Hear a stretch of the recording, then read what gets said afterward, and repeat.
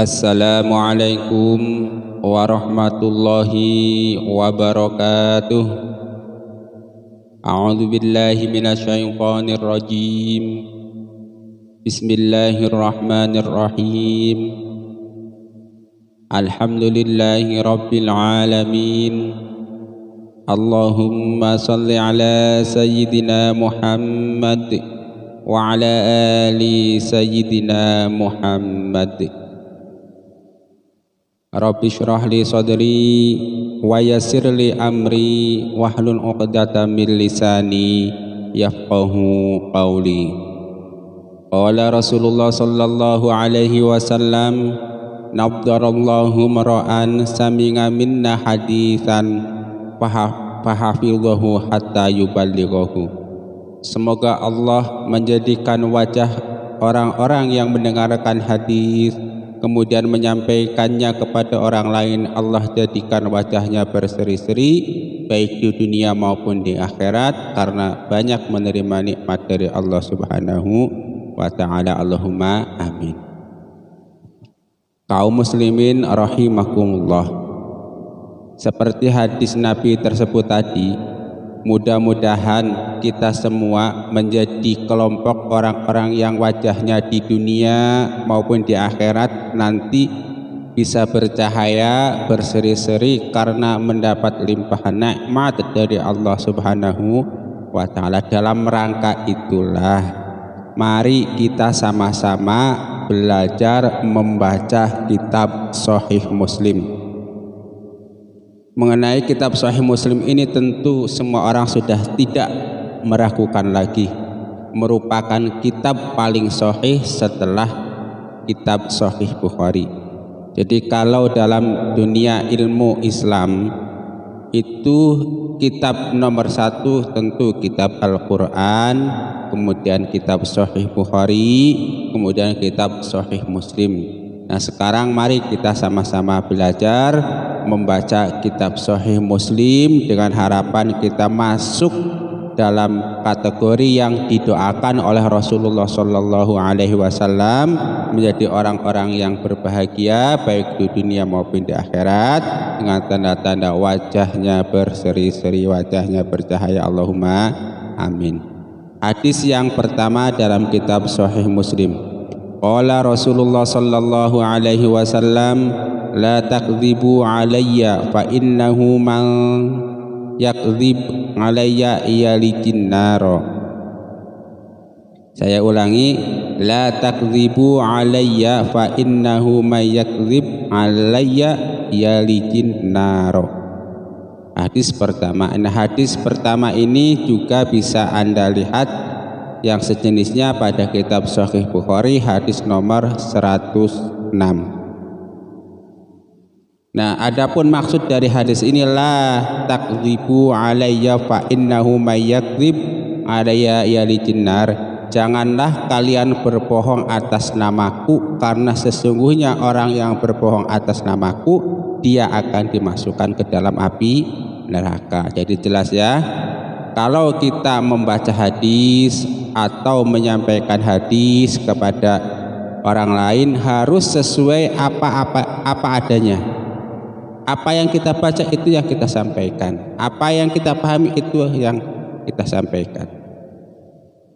Tetapi tidak menutup kemungkinan, ingat ya, berbohong kan jelas, misalnya bukan hadis dikatakan hadis itu namanya berbohong. Hadis berbunyi A kemudian kita sampaikan hadis berbunyi B, itu namanya berbohong. Jadi tidak boleh berbohong atas nama Nabi. Ancamannya apa kalau berbohong atas nama Nabi? Ini hadis loh, padahal bukan hadis. Ancamannya adalah dimasukkan ke dalam api neraka. Na'udzubillahi min dzalik. Kita ulangi supaya lancar. La takdzibu alayya fa innahu may yakdzib alayya yalijin naro. Janganlah kalian berbohong atas namaku karena sesungguhnya yang berbohong atas namaku dia akan dimasukkan ke dalam api neraka. Na'udzubillahi min dzalik. Hadis ini bisa Anda baca dalam kitab Sahih Bukhari hadis nomor 106. Di sini tandanya kha Itu Sahih Bukhari 106. Oh iya, sebelum dilanjutkan bahwa nanti yang akan kita baca kemungkinan sebagian besar itu kita baca matanya saja seperti pada hadis yang pertama ini. Qala Rasulullah sallallahu alaihi wasallam la takdzibu alayya fa innahu may yakdzib alayya yalijnar.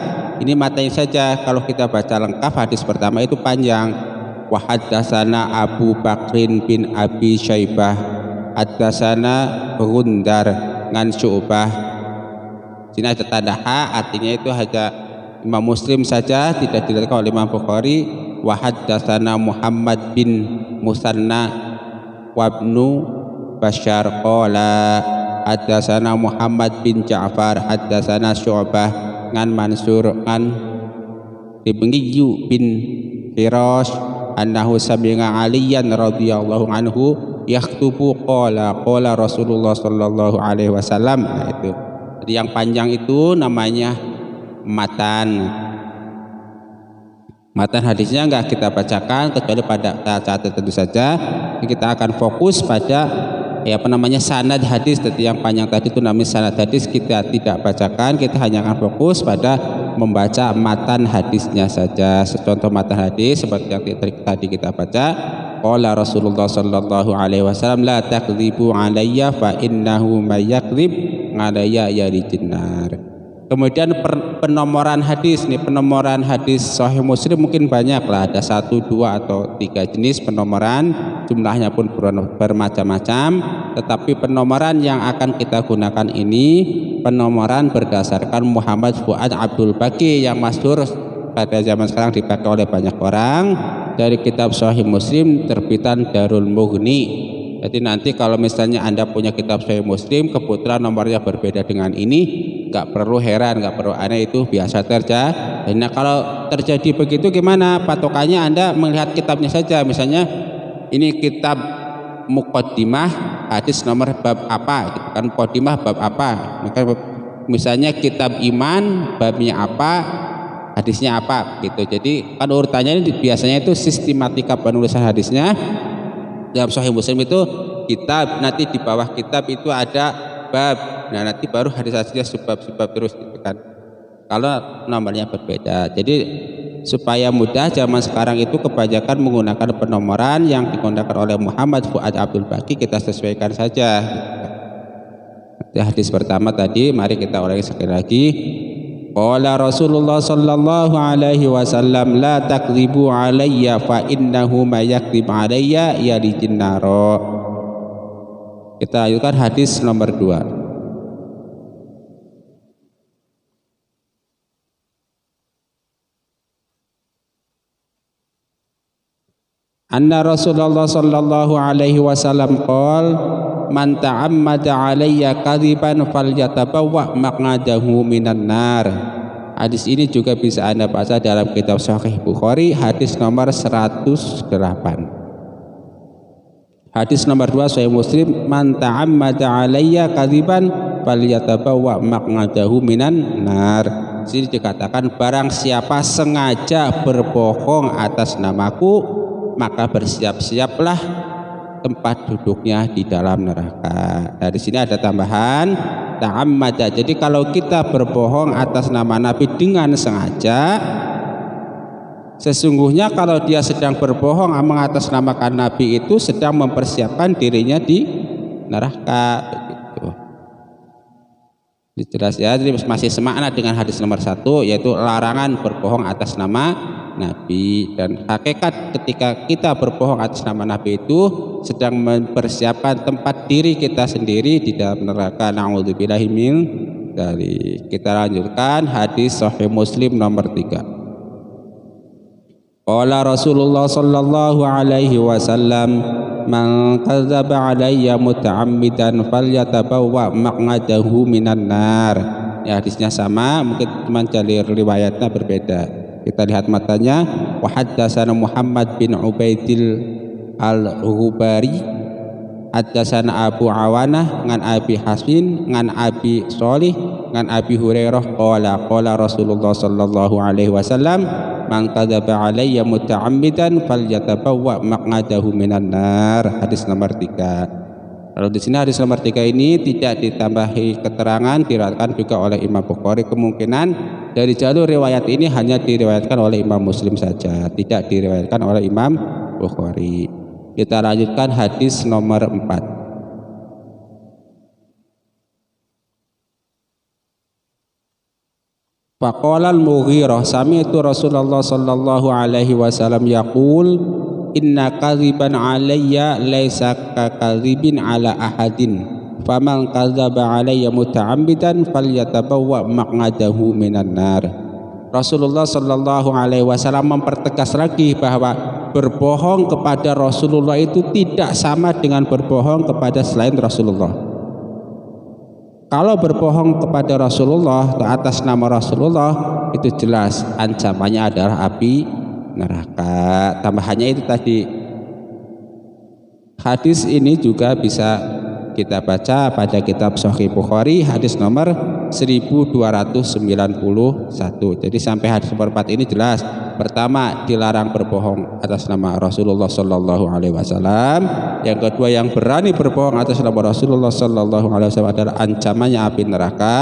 Yang ketiga, orang yang sedang berbohong atas nama Nabi pada hakikatnya dia sedang mempersiapkan tempatnya di dalam neraka. Yang keempat, bahwa berbohong atas nama Nabi itu berbohong dengan berbeda dengan berbohong selain kepada Nabi. Jadi sangat besar dosanya begitu. Kita lanjutkan hadis nomor 5. Nah, hadis nomor 5 ini sudah memasuki bab lain, yaitu bab an-nahyu 'anil hadis bi kulli ma sami'a. Jadi larangan menceritakan setiap apa yang kita dengar.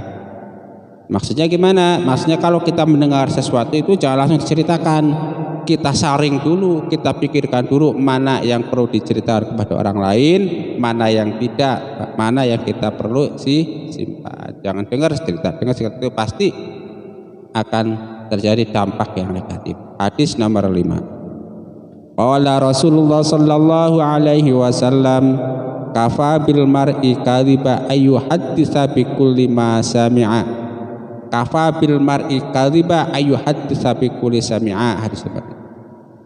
Maksudnya gimana? Maksudnya ketika kita menceritakan segala sesuatu yang kita dengar tanpa disaring, tanpa dipikirkan dahulu, maka sadar atau tidak sadar pada akhirnya kita akan terjebak dalam kebohongan. Sadar atau sengaja atau tidak sengaja, maka nanti kita itu akan terjerumus dalam kebohongan. Makanya ketika kita mendengarkan sesuatu dari orang lain, perlu kita pikir ulang apakah perlu diceritakan kepada orang lain atau tidak. Kalau perlu diceritakan, gimana cara menceritakannya, di mana waktunya yang tepat, itu juga perlu dipikir. Kalau tidak, maka nanti kita akan terjerumus dalam kebohongan. Kita lanjutkan hadis nomor 6. Nah, hadis nomor 6 ini juga babnya sudah lain, itu bab 4. Babun nahyi 'anil riwayah 'anil du'afal wal ihtiyat fi tahammuliha. Itu bab larangan meriwayatkan hadis dari orang-orang du'afa yang lemah dalam banyak hal, tentu sesuai dengan kriteria ilmu hadis. Hadis nomor 6. Kan Abi Hurairah an Rasulillah sallallahu alaihi wasallam annahu qol sayakunu fi akhiri ummati unasun yuhadditsunakum ma lam tasma'u antum wala abaukum fa iyyakum wa iyyahum. Hadis nomor 6. Ngan Abi Hurairah an Rasulillah sallallahu alaihi wasallam annahu qol sayakunu fi akhiri ummati unasun yuhadditsunakum ma lam tasma'u antum wala abaukum fa iyyakum wa iyyahum. Rasulullah sallallahu alaihi wasallam ini mengabarkan kepada kita bahwa nanti di akhir zaman akan banyak umat-umat Muhammad yang membicarakan sesuatu yang belum pernah kita dengar sebelumnya. Begitupun belum pernah didengar oleh para pendahulu kita, oleh ayah ibu kita, oleh kakek-kakek kita, oleh karuhun-karuhun kita, itu belum pernah didengar dan belum pernah dibicarakan. Nah, ketika itu terjadi fa iyyakum wa iyyahum, maka kamu harus berhati-hati terhadap hal tersebut. Artinya begini, pada akhir zaman nanti kata Rasulullah itu akan ada umat Muhammad yang membicarakan sesuatu, baik itu ilmu pengetahuan yang benar maupun ilmu pengetahuan yang salah. Ilmu pengetahuan barulah, penemuan-penemuan baru, pengetahuan-pengetahuan baru yang belum pernah ditemukan oleh orang-orang sebelumnya, yang belum pernah didengar oleh orang-orang sebelumnya, betul-betul baru. Nah, pengetahuan atau penemuan-penemuan baru ini tentu banyak sekali yang sesuai dengan syariat-syariat Islam dan juga banyak sekali yang bertentangan dengan syariat-syariat Islam. Oleh karena itu, Rasulullah Shallallahu Alaihi Wasallam memperingatkan kepada kita kalau itu terjadi, banyak sesuatu yang baru atau dalam tanda petik banyak sesuatu yang bid'ah, kita harus memilih apakah ini bid'ah hasanah. Kalau dia bid'ah hasanah, ambil, insya Allah akan membawa keberkahan. Kalau dia bid'ah sesuatu yang baru, bid'ah sayyi'ah, bid'ah yang buruk, tinggalkan, karena dia hanya akan menjauhkan kita dari Allah dan Rasulnya. Dengan kata lain, kalau ada sesuatu yang tidak sesuai dengan ajaran Al-Quran dan hadis Rasul, dengan sunnah Rasul, maka tinggalkanlah. Seperti zaman sekarang ini di tahun 2021, setelah banyak sekali muncul orang-orang yang berbicara tentang Islam, memfatwakan ini ajaran Islam, ini ajaran baik, rahmatan lil alamin, tetapi sebenarnya itu jauh dari ajaran Islam. Nah, pada hal-hal yang seperti itu Rasulullah Shallallahu Alaihi Wasallam memperingatkan kepada kita supaya berhati-hati. Nah, kalau zaman di sejak tahun 2019 mungkin ya ramai sampai tahun 2021 ini hal-hal seperti itu terkenal dengan nama hoax, berita bohong kan gitu. Berseliweran di mana-mana, di dunia maya, di dunia medsos, di dunia nyata, banyaklah ghibah, gosip. Itu pun dengan ilmu-ilmu pengetahuan, meskipun dia penemuannya itu sesuai dengan standar-standar penelitian ilmiah, tetapi kalau itu tidak sesuai dengan ajaran Islam, kita mesti berhati-hati. Kita lanjutkan hadis nomor 7. Qala Rasulullah sallallahu alaihi wasallam, yakunu fi akhir zaman dajjaluna kadzabuna ya'tunakum minal ahadithi bima lam tasma'u antum wala abaukum wa iyyakum wa iyyahum la yudillunakum wala yaftinunakum. Qala Rasulullah sallallahu alaihi wasallam, yakunu fi akhir zaman dajjaluna kadzabuna ya'tunakum minal ahadithi bima lam tasma'u antum wala abaukum fa iyyakum wa iyyahum la yudillunakum wala yaftinunakum. Jadi Rasulullah sallallahu alaihi wasallam ini mengabarkan kepada kita bahwa nanti di akhir zaman itu akan ada dajjal, akan ada kadzab, yaitu orang-orang yang berbohong. Maksudnya apa berbohong? Itu orang-orang yang memperkenalkan penemuan, misalnya memperkenalkan pengetahuan-pengetahuan baru, tetapi pengetahuan dan ilmu-ilmu baru tersebut membuat kita jauh dari Al-Quran dan membuat kita jauh dari sunnah Rasul. Bahkan ada yang berani mengatakan ini Al-Quran padahal bukan Al-Quran, berani yang menafsirkan Al-Quran dengan sesuka hatinya padahal tafsirnya salah. Banyak yang mengatakan ini hadis padahal bukan hadis, ini sesuai hadis padahal tidak sesuai hadis. Itulah orang yang berbohong. Ya'tunakum minal ahadisi bima lam tasma'u antum wala abaukum. Belum pernah kalian dengar dan belum pernah bapak-bapak kalian dengar. Misalnya berkaitan dengan tafsir Al-Quran, merupakan tafsir yang benar-benar baru, belum pernah ditafsirkan oleh orang-orang ulama-ulama soleh terdahulu, Ibnu Abbas misalnya, Ibnu Katsir misalnya, dan ulama-ulama tafsir terpercaya lainnya.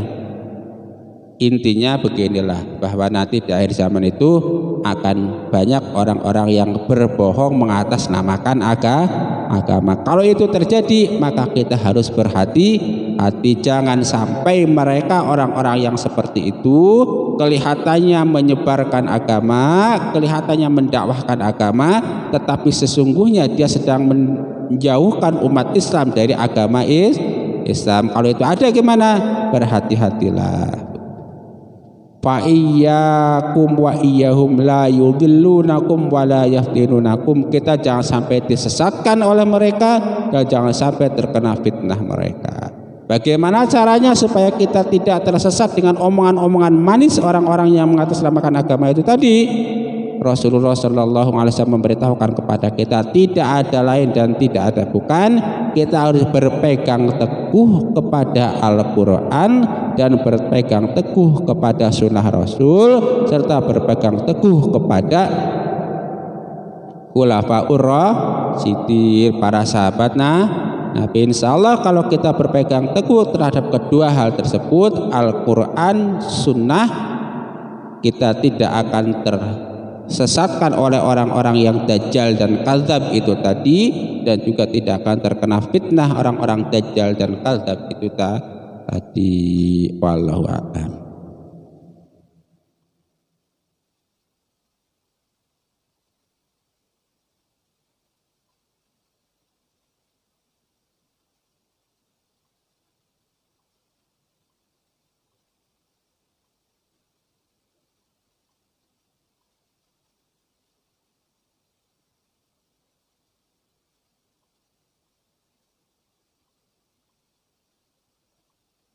Kita lihat nanti hadis nomor 8-nya. Kayaknya kalau hadis 8 itu udah masuk kitab yang baru deh. Ya tuh.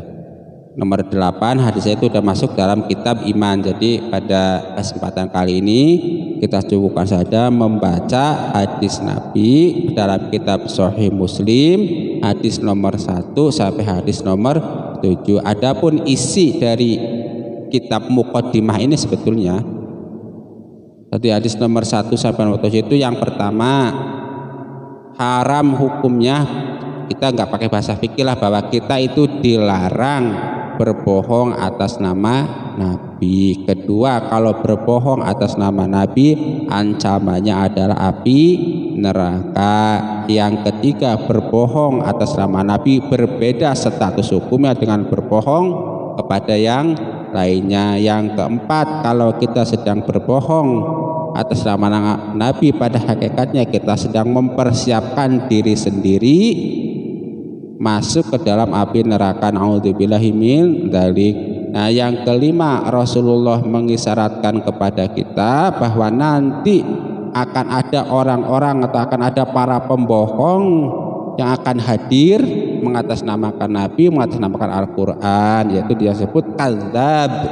Rasulullah yang keenam mengabarkan kepada kita akan ada dajjal, yang ada kadzab, ada dajjal. Kemudian yang ketujuh akan ada orang-orang yang membicarakan sesuatu yang baru. Sesuatu yang baru yang ini selain dalam perkataan, kalau kita cermati hadis lain juga dinamakan bid'ah. Tetapi ingat, bid'ah itu ada dua macam, ada bid'ah hasanah, ada bid'ah dhalalah. Bid'ah hasanah adalah bid'ah yang baik, boleh kita laksanakan untuk mempermudah pelaksanaan agama kita. Sedangkan bid'ah sayyi'ah itu adalah bid'ah yang buruk yang harus kita tinggalkan. Kemudian yang kedelapan, ketika itu terjadi ada para pembohong muncul, ada ahli bid'ah muncul, apa yang harus kita lakukan? Yang masuk delapannya, jangan sampai kita tersesat. Dan kesembilan, jangan sampai kita kena fitnah mereka. Pada hadis yang lain dikatakan gimana caranya supaya kita selamat dari para pembohong yang akan hadir itu? Berpegang teguh pada Al-Quran dan Sunnah. Dengan kata lain, pada bab Muqaddimah ini Imam Muslim ingin mengatakan kepada kita, ini kita akan membaca hadis-hadis Nabi atau wahyu-wahyu Allah yang termaktub dalam hadis, bukan dalam Al-Quran. Kita nggak boleh berbohong, harus jujur. Kalau berbohong ancamannya fitnah. Nah, kalau terpaksa kita menjumpai orang-orang yang berbohong atas nama Nabi, kita harus hati-hati. Mudah-mudahan sekali lagi kita dijadikan orang-orang yang didoakan oleh Rasulullah Shallallahu Alaihi Wasallam, wajahnya berseri-seri, banyak mendapat nikmat baik di dunia maupun di akhirat. Allahumma amin. Sebabnya apa? Sebabnya karena kita belajar membaca, kemudian kita itu mendokumentasikannya, kemudian menyebarkannya kepada orang lain. Allahumma amin.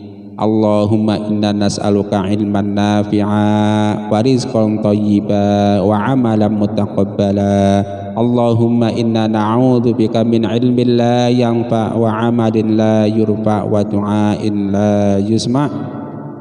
Rabbana taqabbal minna innaka antas sami'ul alim wa tub alaina innaka antat tawwabur rahim. Subhanakallahumma wa bihamdika asyhadu an la ilaha illa anta astaghfiruka wa atubu ilaik. Wal afa minkum. Wassalamu alaikum warahmatullahi wabarakatuh.